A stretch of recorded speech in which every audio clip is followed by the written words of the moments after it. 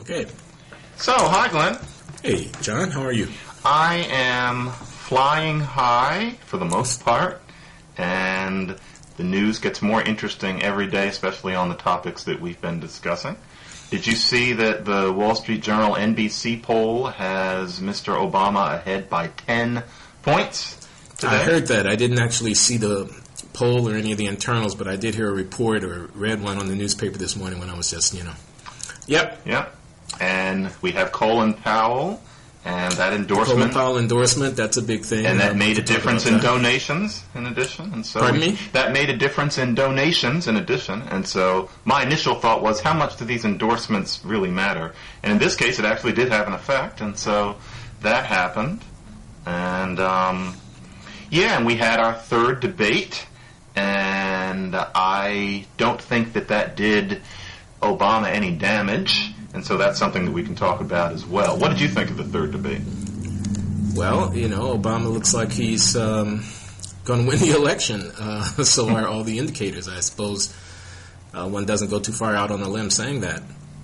And I think the interesting questions now start to become, wow, what's the significance of that? Mm-hmm. And also, what does it imply? It's hugely momentous thing, and I'm sort of staggered by it. I think, we don't have enough distance from events maybe to fully appreciate, but I'm just thinking in my little corner of the world, which is, economics, social policy, inequality, race, identity, sort of political economics, culture, things of this kind. It is a hugely historical development, and it's going to affect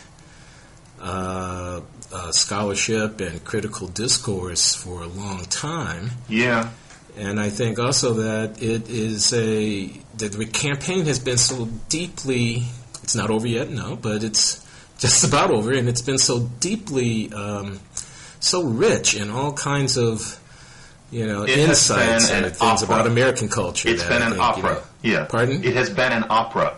I can't wait to see the literature, the Oliver Stone movie, most likely, and literally the opera. I guarantee you in 10 years, somebody will write an opera about 2008. It's been astounding, the literary richness of it. Sarah Palin, it just goes on and on and on. I've been really overwhelmed.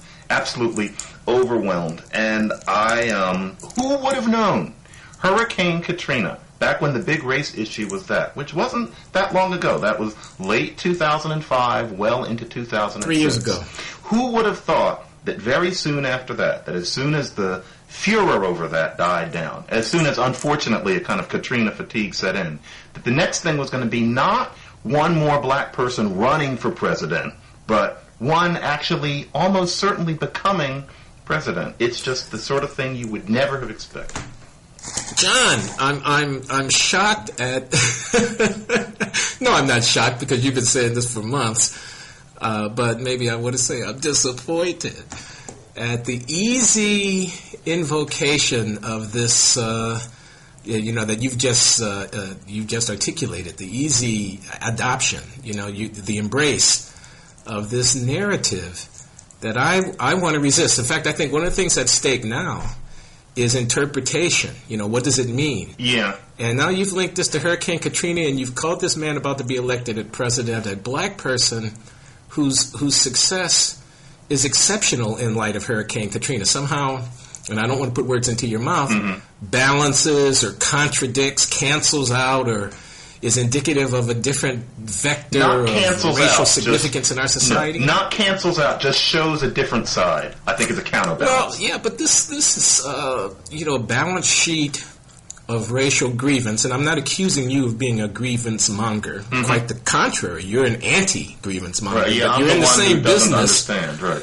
This balance sheet of racial grievance, wherein one Katrina is on one side of the ledger and one Obama success is on the other side of the ledger. Oh, I know where you're going. We'll go ahead and finish, because I have something to say to this. Well, I'll be brief. I'm just saying, hurrah for Barack Obama.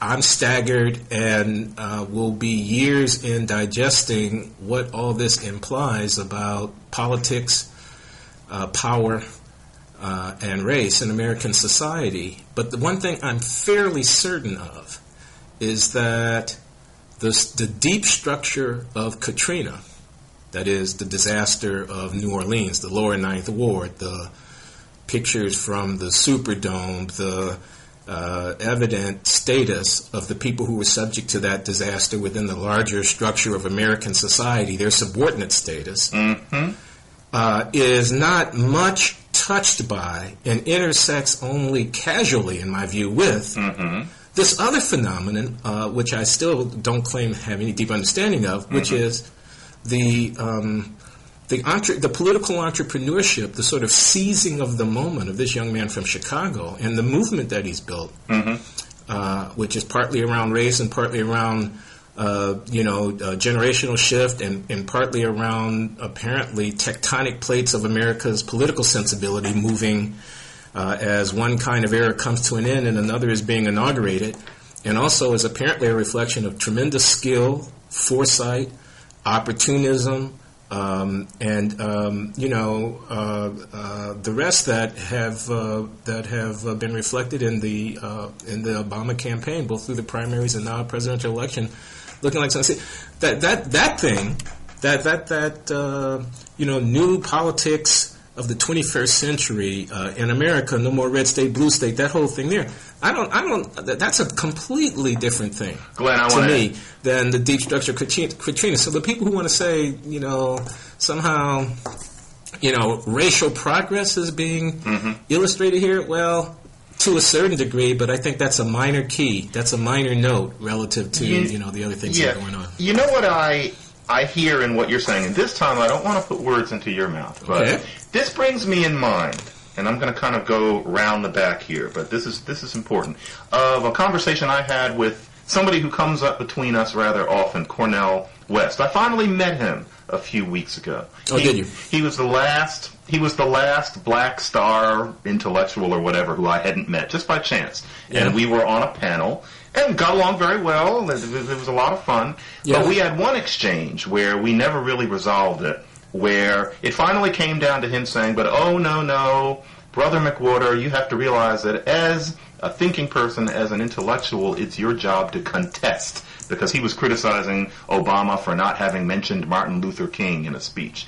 And I actually said, and this was then we got derailed, I said, I disagree with that. I don't think that always it is the job of the intellectual or the pundit or whatever to be in opposition. And the reason that I say that, now I just got into the back door, now I'm back in the living room. The reason I say that is because I think that if Obama becomes president, then the next thing is going to be that for about 3 weeks, there's going to be the celebration. It's going to be a kind of celebration that I think you're going to be a little bit uncomfortable with, but it's going to be there just because of the sometimes shallow reasons for it, etc.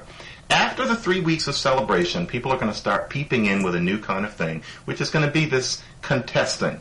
And I think that one of the contestings is going to be that, one of them is going to be that America wouldn't have elected a quote-unquote really black president. People are going to start talking about that. The other one, the big one, is going to be he didn't win by enough. The idea is going to be that the margin was rather small, and that therefore that shows that we've still got racism running rampant throughout the land. But wait. That's just two things. The third thing, the main thing, is that people will say that he's not proposing a significantly pro-black agenda. And that actually might take more than 3 weeks. I would call it 3 months. And after the first 100 days, the idea will be that he's black, his family's black. That says something about voting patterns and some change. But that now that he's in, it doesn't mean that anything's going to change. And the big mantra will be, I'm afraid that now that Obama's in, white people are going to forget about racism. I'm 2/3 of the way done. And that is what people are going to say. And what I have to say to that is that, frankly, Glenn, yeah, if Obama is in, there's still going to be people on bar stools, and they are going to say, now you've got a black president, what more do you have to bellyache about? There are going to be people like that. And the fact of the matter is, we are going to have still problems where you can trace it to racism of institutional kind, such as what happened with Katrina. Those things are going to be there. But, to tell the truth, it seems to me that with Obama in office, certainly we will at least stay at par in terms of where the discussion on racism is. The Barstool people would have said it, whether something along those lines, whether Barack Obama was in or not. If they couldn't say that it's because we have a black president, they'd say it was because of a million other things. But in the meantime, we will still have people like you and me talking about racism. Universities will talk about racism. There will be the museums. There'll be the TV specials. John, can I weigh in? I'm almost I got done. it. I'm like I got it. Two sentences, just two sentences. And a large class of people in this country will still consider racism to be something that they think about and that they are vigilant against. There will be no slide backwards and only room for a slide forwards. I'm done. Yeah, well, what I have to say is,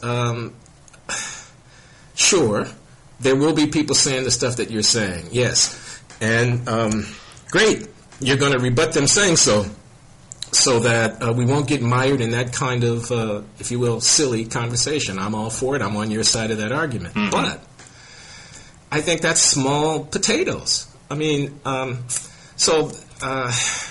do I say? First of all, Obama is mixed race. Mm-hmm. Okay? Mm-hmm. He's black and white. Mm-hmm. Let's not lose track of that. I mean, this is not... You're not supposed to say it. Pardon? You're not supposed to say that too loud. But go ahead. Well, there are a number of things that aren't supposed to be said, which I think are very interesting. And what I want to say here is that the reason why I say it's small potatoes is that the fight with these 1970s-esque critics about how racist is America and so on it's so 20th century. It's a little corollary to the culture wars that Obama is, even as we speak, rendering completely irrelevant. And I mean, I don't mean that, against you. As I say, I think, rebutting those kinds of,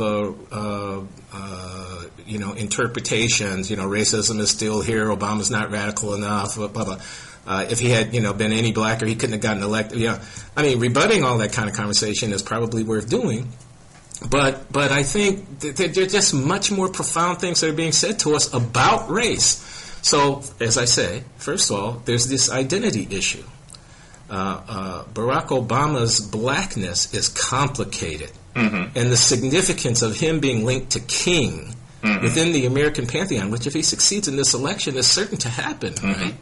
He's certain to come into the historical lore and the kind of self-understanding narrative of the American nation on a par with, okay? I'm not begrudging that at all. I'm not criticizing it at all. I'm simply taking note of it. And it says something about the porousness of black identity. I mean, is it a flat world? You bet it is. Are we a nation of immigrants? You bet we are. And whereas the history of slavery on the one hand and the history of immigration on the other in our country have stood in a kind of juxtaposition, or at least a occasional ill-ease, they're now being melded together in some profound way in the very person of this individual. I think that's really significant. Secondly, the massive increase in African American participation in presidential electoral politics, which I believe the statistics will show after the fact. The huge turnout, the mobilization, the registration, the early voting, the photographs of long lines of people, the polarized numbers that are going to come in a state like Ohio or Pennsylvania from the large urban population centers on the one hand, and the others on the other. And I'm not trying to make a problem here. I'm just making an observation.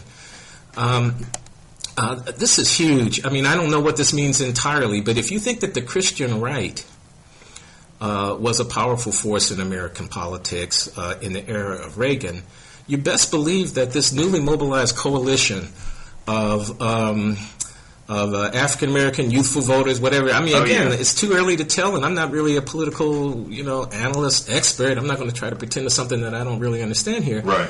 But it feels very deeply significant to me in terms of the changing alignments of demographic groups and clusters. And I'm sure that there's going to be both benefit and conflict. That ensues out of that. Yeah, it's going to be very... It's worth analyzing. Yeah, it is. It's going to be very complicated. And it's interesting about this conception of what kind of black person he is, because early on, I thought of him primarily as a hybrid person, and I thought that was interesting. And you think about, what especially white people tend to say about what he signifies for America. But somewhere around a year and a half ago, there was a transition in the general conversation. Everybody accepted that he was black with a capital B, and it became impolite to question whether he was black enough. And in my experience, when you say that one person is blacker than another, it really tends to baffle many people, and I mean people of all walks. The standard response is, quote unquote, what's that all about?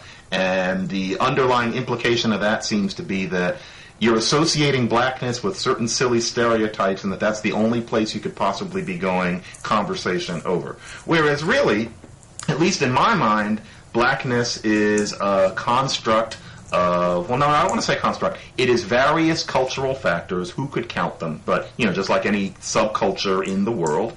And that some people are part of it to more of a degree than other people. And I would say that, therefore, in my taxonomy, Spike Lee is more black American than Barack Obama, and that's just fine. I have found that to actually say that is to stir up so much and to be so subject to misunderstanding that I think we should almost be reluctant to bring it up. But I think that because Obama is who he is, and because we're no longer allowed to say that he might be less black than other people because people seem to think that must be a judgment, it's going to make a different conception, I think subconsciously for many people, of what black is. I think it's going to be more flexible. The kind of tension that there's always been in our culture between show-nuff black folks versus the other ones, and whether somebody has lost touch with their identity and all that. I think for that generation you're talking about, who don't know about our culture wars conversations of the 70s, God, that makes me feel old, but I do know what you mean. That's going to be different. They're going to be able to see a conception of blackness that is more flexible. There's going to be less of a sense that the person who did not do the sorts of things that the Fred Sanford character did on Sanford and Son has some explaining to do. I like it. I think we're going to have a larger, more flexible conception of what being a black person is, while white people get blacker every week themselves because of the cultural meltdown that we have in this country. That's what America's all about to me, and that's part of why Obama excites me. Well, let's pursue this for a minute about what the implications for blackness and how that's understood in American political culture might be of Obama's success. And I'm thinking about two other black political figures, Clarence Thomas, Justice Thomas on the Supreme Court, and General Colin Powell, former Secretary of State and Chairman of the Joint Chiefs.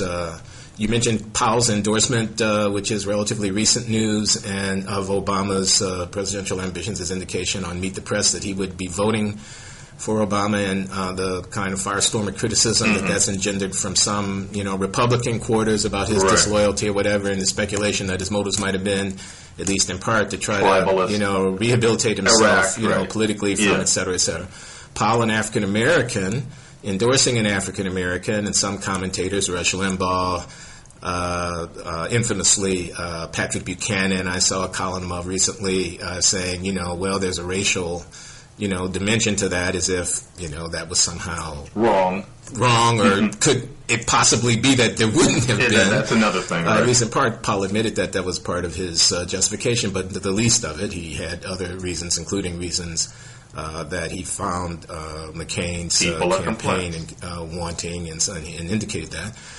And Clarence Thomas, whom I remarked in one of our earlier conversations when Obama was asked who on the Supreme Court he wouldn't have appointed, was singled out in Senator Obama's response as someone he thought wasn't, entirely sort of convincingly qualified to be on the court in the first place. And I thought how unfortunate it is. Yeah, you didn't like that, for African Americans. I mean, not to defend Thomas as such, not in any partisan way. No, I didn't like it at all. I thought, in its ancient history now, but it is somehow indicative of the complexity of this question about race and racial representation. Mm-hmm. I thought, Thomas, arch conservative member of the court, extremely controversial. Many African Americans annoyed at him, feeling that he's a traitor somehow. On the other hand, Thomas confirmed to the court by the loyal support of African Americans, especially in southern states. I mean, there is some irony that in some ways Obama's success rides in part on some of the same kinds of racial loyalty sentiments. Sure. And this issue of respect and honor. So in the phenomenon of Obama, which I find very interesting, he starts out, he's young, he's inexperienced, and the question is whether or not, in a way, he's competent. And that question is tied up with race because, for a white person to stand up and say a black person is incompetent, given our history, that's kind of problematic. And we saw some of the white candidates who were running against Obama, they've gotten into one or another kind of trouble from time to time from not being careful enough about not including McCain in now. That way. Yeah. But now he's beaten that charge back, it would appear. Mm-hmm. He has established his competency, and all that goes into that, his Harvard pedigree, his tremendous personal skills, his articulateness and ability to use the language in such a convincing way, and so on, together with the fact that so many distinguished people have come alongside. That, of course, has its own dynamic. The more close it looks like he's going to succeed, the more the interest that people will have in aligning themselves with him, and there's a kind of snowballing effect there.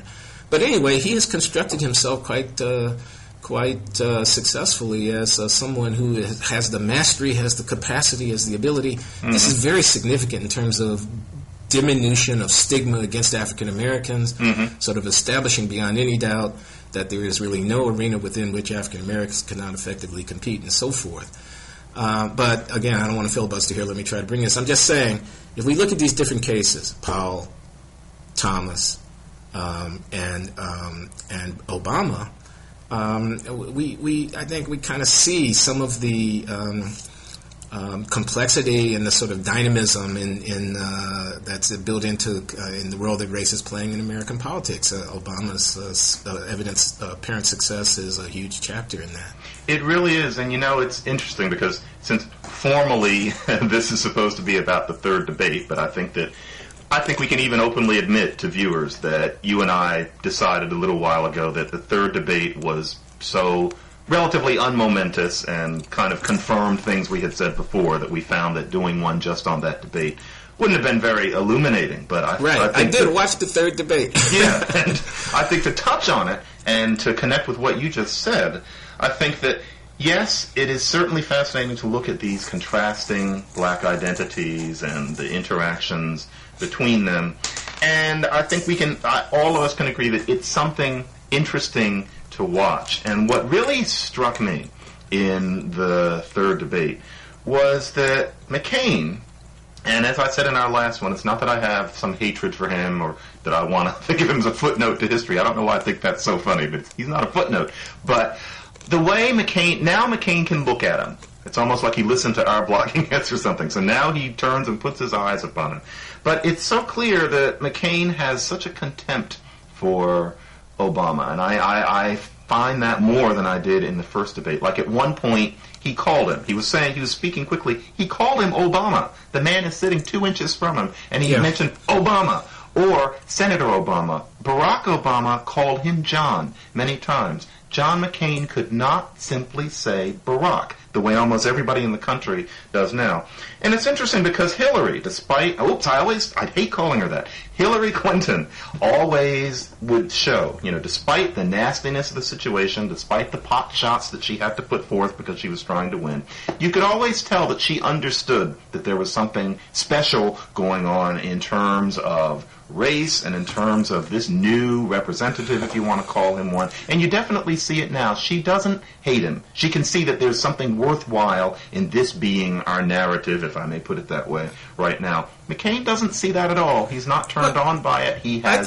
I think that's right about McCain, but I think that's probably reflective of a large minority of our country. I don't think McCain is alone. I think there are many people standing back agape, I meant to say, that this has happened. And maybe aghast at the prospect And I don't mean this in some that they're operating out some small-minded. I mean, the people who would say, here's a community organizer, the most liberal member of the U.S. Senate, somebody who's, et cetera. You know how this litany is going to go. Right. Who's going to be the commander-in-chief, who's going to be the leader of the free world, and who's going to be sitting down and, representing our country, leading and making these fundamental decisions and so forth. How did that happen?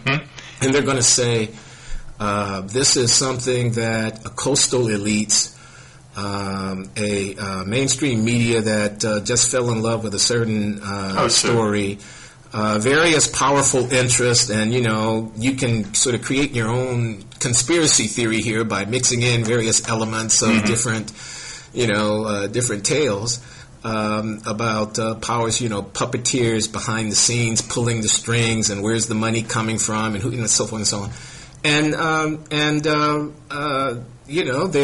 they're prevailing over someone might feel like a John McCain or a John McCain supporter. More, and anywhere you use here is going to potentially be offensive, but more authentic or somehow more traditional or, whatever sources. Yeah. I mean, I would love to be in the room when Obama sits down with the Joint Chiefs of Staff, with General Petraeus and the others, and all that's going to come along with it. I would love to know, sort of what the dynamics of power, deference, status, and so forth would be like in those rooms where respect shouldn't be taken for granted, even though, some kind of formal or titular deference will certainly be offered. Sure. I'd love to know what's going on in these closed rooms behind the scenes where powerful people who are seeing something revolutionary happen politically. This is revolutionary. Yeah. Although, are formulating their hedge strategies. You know what I mean? Yes. Okay, this guy's going to get in there. This and that is likely to happen. What about the defense contractors? What are they up to? What about the drug companies? Sure. What are they up to? What about the powerful interests who are concerned about, I don't know what, U.S.-China-Taiwan relations, U.S.-Israeli-Palestinian relations, doing to anticipate the possibly profound implications of this revolutionary insurgency? Yeah. I mean, I don't think any of these words are hyperbolic. Well, I think they are a little bit, because I think... You don't think this is an insurgency? No, I think if you think about it, once we've gotten to that point where Obama and his people have consulted and wise heads have been consulted and there has been consensus and Barack Obama has gone off and thought and there are the realities of the world, once it's at that point when he's sitting in those rooms with the pitchers of ice water and their negotiations, what's going to go on is not going to be shockingly different from what would have gone on if, say, Bill Clinton or Hillary Clinton were in those same rooms, by which I mean to say that there is this insurgency, there's the revolutionary quality, there is Barack Obama's voting record, but I think he has made it perfectly clear that as somebody governing this nation, and in a way helping to govern the world, that is not the way that he would be. I mean, he is Mr. Consensus, and I think part of what I saw in the third debate, and part of what I see in these people who are aghast/agape, is that especially in the debates, he has shown that he is not some wet behind the ears closet radical from Chicago who wants to get into the White House and blow the roof of the place sky high. He wants to govern, and he understands. Just like, the people who are now saying that Obama had the lurch to the right a couple of months ago, he's going to chart a middle path. Okay, liberal, but it's not going to be what these radio talk show hosts, etc., seem to suspect. And yet, no matter what he says, no matter what he does, no matter how well he puts it, and now he's putting it well. He's actually giving policy prescriptions in, nice, not sloganistically, but in good sound bite ways. I think it's good. He's doing what I was wishing he would do a month ago, but still there's this sense, what in the world is this person doing in here? And it seems that somebody like McCain has just shut out, listening to what the man has to say. And yes, McCain is not unique. John, I would say this. If Obama doesn't have an agenda other than what he has been willing to state in this campaign, I would be both surprised and profoundly disappointed. I would be. In fact, I've thought all along that that's one of the most fascinating aspects of this whole phenomenon. Stealth bomb Obama, you mean? Pardon? Stealth bomb Obama, you mean? Like once he gets in, he's going to do things that he wasn't going to talk too much about on the trail? I'm just making a simple point. The point is about transparency in politics. And the point is no candidate, including candidate Obama, can afford to be transparent or completely sincere. No.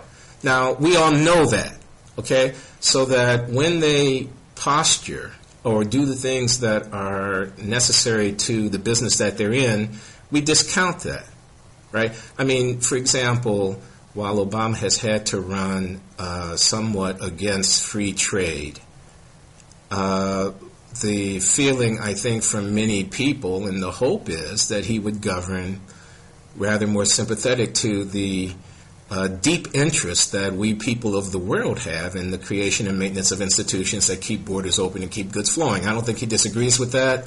I think he's liable to be less of a protectionist than the unions who support him would have him be. That's what he says. That's good. For example, with respect to ending the war in Iraq, again, I think that at the end of the day, he'll be less radical with respect to the position of withdrawal and more influenced by the imperatives of the facts on the ground as relayed by his military advisors and so forth than perhaps the netroots folks at the left wing of the Democratic Party would have it. Mm-hmm.